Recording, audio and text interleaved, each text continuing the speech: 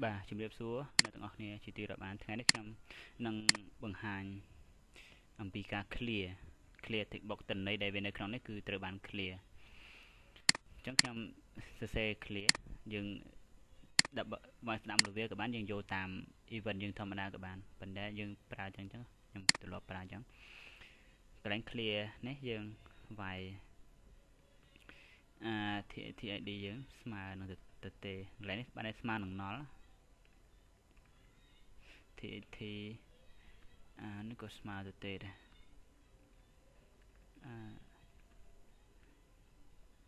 TT name ស្មើទៅទេ TT unit នេះ unit price ស្មើទៅទេបាទតទៅមកខ្ញុំបរៀនឲ្យ add ទិន្នន័យចូលទៅក្នុង table របស់យើងមិនបាច់ចាំបញ្ចូលអញ្ចឹងទេគឺយើងប្រើតាម form វិញស្អាតជាទូទៅគឺយើងត្រូវតែប្រើតាម form តែម្ដងពេលដែលការងារបាទអញ្ចឹងខ្ញុំមកស្ដាំលវាយកពាក្យថា event បាទអញ្ចឹងកន្លែង form នេះគឺខ្ញុំបានដាក់ឈ្មោះវាហ្នឹងកន្លែងនេះគឺខ្ញុំត្រូវមុននឹង add ទិន្នន័យចូលបានគឺខ្ញុំពឹងទៅលើឈ្មោះមួយហ្នឹងឈ្មោះវាគឺខ្ញុំបានដាក់ថា TTID ចឹងមកនឹង name ណា TTID ហើយកន្លែងនេះខ្ញុំបានដាក់ TT name ចឹងមកកន្លែងនេះគឺ TT unit price unit កន្លែងនេះគឺ TT data in ចឹងមកខ្ញុំកន្លែងនេះគឺ CMD add អូខេតិចនឹងមាន update delete ហើយធ្វើការ clear ដូចមាញ់យើង set clear វាហើយឥឡូវយើងចូលមក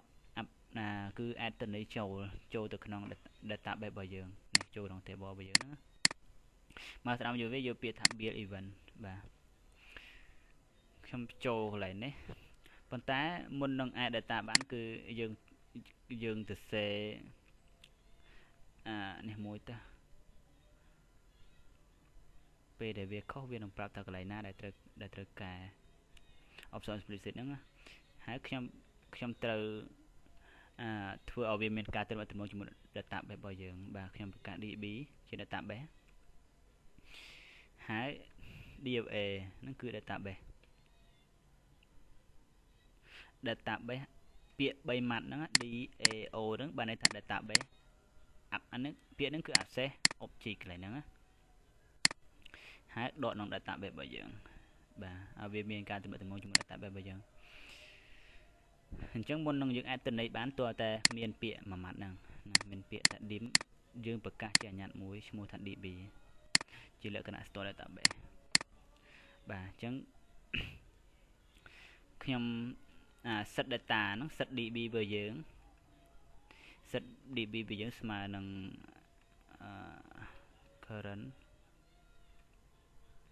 current db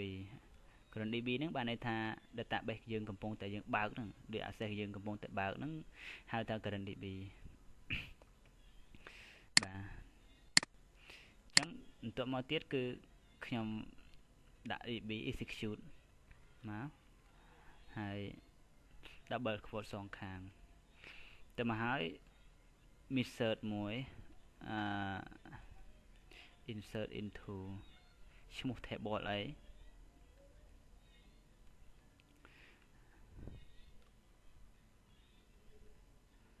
table របស់ខ្ញុំគឺឈ្មោះថានេះឈ្មោះ product tbl table របស់ខ្ញុំបាទខ្ញុំស្រួលមើលគឺមានទិន្នន័យច្រើនបាទហាមទៅមកហើយ value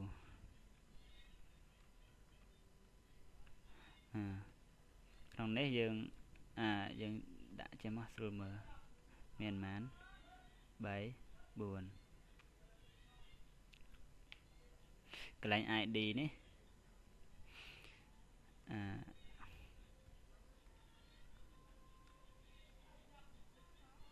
បាទ TTID បាទខ្ញុំសរសេរខ្ញុំ copy ហ្មងទៅស្រួល ការពារកុំឲ្យខុសផងបាទហើយយើងកែកន្លែងនេះវាមក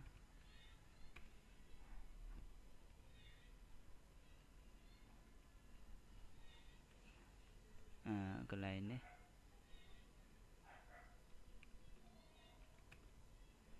បន្ទាប់ពី name ហើយយើង unit price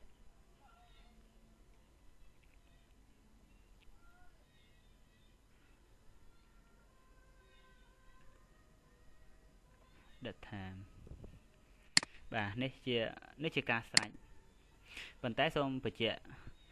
ជាទូទៅឲ្យទៅន័យណាតាក់ទងជាមួយនឹងលេខ ID នឹងតាក់ទងលេខអញ្ចឹងអត់ប្រើ single quote ទេប្រើ double quote ធម្មតាហើយនឹងសញ្ញានឹងមួយបានហើយកន្លែង name គឺជាអក្សរធម្មតា text ណាជា string ធម្មតាអញ្ចឹងយើងត្រូវប្រើsingle quote double quote សញ្ញា n ហើយនឹងដាក់ឈ្មោះរបស់យើងគឺឈ្មោះtext box របស់យើងកន្លែង unit price ហ្នឹងលេខតម្លៃដុល្លារ200 300ដុល្លារហ្នឹងអាហ្នឹងគឺជាតម្លៃលេខមានការកណនាផងអញ្ចឹងយើងត្រូវតែដកវាបើមិនអញ្ចឹងទេលេខហ្នឹងវានឹងคล้ายទៅជា text កណនាអត់បានទេកន្លែង time ដែលតកតងកាលបរិច្ឆេទអីផ្សេងហ្នឹងគឺបានន័យថាកន្លែងហ្នឹងត្រូវដូរដាក់ត្រង់ជ្រូកជំនួស single quote វិញបើមិនអញ្ចឹងវាអត់ចេញដែរបាទអញ្ចឹងកន្លែង date គឺយើងប្រើយើងអមទៅដោយសញ្ញាត្រង់ជ្រូកហើយ double quote ពីរហ្នឹងហើយឈ្មោះរបស់វាកន្លែងតកតងនឹងលេខគឺយើងប្រើត្រឹមតែ double quote សញ្ញា n ហើយឈ្មោះរបស់វាហើយ name គឺប្រើ single quote double quote ហើយសញ្ញា n ហ្នឹងបន្ទាប់មកឈ្មោះរបស់វាហើយ ID របស់យើងតកតងនឹងលេខព្រោះ primary key វាតកតងលេខហើយបាទបន្ទាប់មកទៀតខ្ញុំប្រើនេះមួយដើម្បី query ដើម្បីឃើញក្នុង text box ក្នុង list box របស់យើងឃើញទិន្នន័យភ្លាមតែម្ដងអញ្ចឹងឈ្មោះវា db requery ឈ្មោះវា